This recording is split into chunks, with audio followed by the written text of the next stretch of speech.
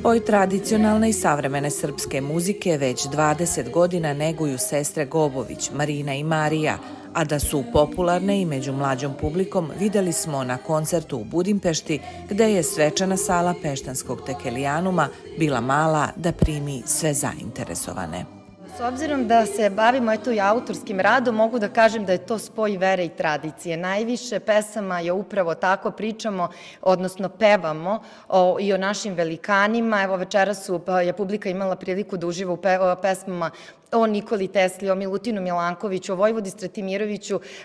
Mogu da kažem da pevamo o tim vremenima starim, istorijskim, u tom, mogu da kažem i novom vremenu, ali vera je nešto što preovladava u svim pesmama jer mislimo da je to jako važno. Muzika ima tu moć da dira u srce i u dušu i najbitnije je kada ganete publiku koja vas sluša, kada vidite suze u očima, kad vidite njihovu reakciju da ustanu da igraju, znate da radite ono kako treba i pravu stvar. I izuzetno smo na to ponosne kakva je večeras bila publika ovde u Budimpešti i prezadovoljne smo. Nas dve smo se deklarisale kao interpretatorke tradicionalne izvorne muzike, ali mi to radimo na malo specifičan način gde tu staru izvornu muziku prilagođavamo današnjem modernom vremenu uz brže ritmove.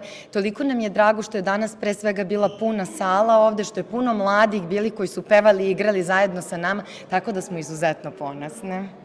Srbija je zemlja naša najlepša, uzdignute glave, Srbi slavu slave.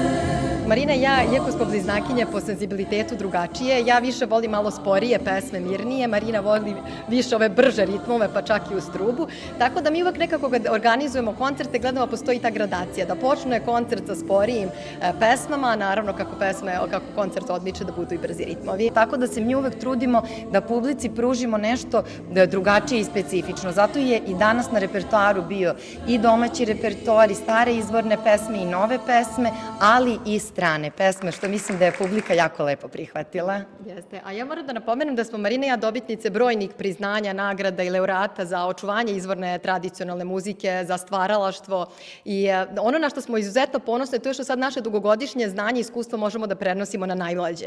I Marina i ja vodimo veliki dečiji hor pri hramu Svetog Save uz blagoslov njegove svetosti patrijarha srpskog gospodina Porfirija i taj hor trenutno broji preko 70 dece, na što smo izuzetno ponosne. To su deca uzrasta od 4 do 16 godina. A eto, ja bih još dodala, pošto je Marija počela sa tim da smo dobitnice brojnih priznanja, ove godine na Sretenje nas dve smo odlikovane Sretenskim ordenom, zlatnom medaljom za zasluge, za doprinos kulturi, za stvaralaštvo, na što smo stvarno ponosne i eto, predstavlja nam podstrek da nastavimo da se bavimo i ovim muzičkim pravcem i očuvanje naše srpske izvorne muzike.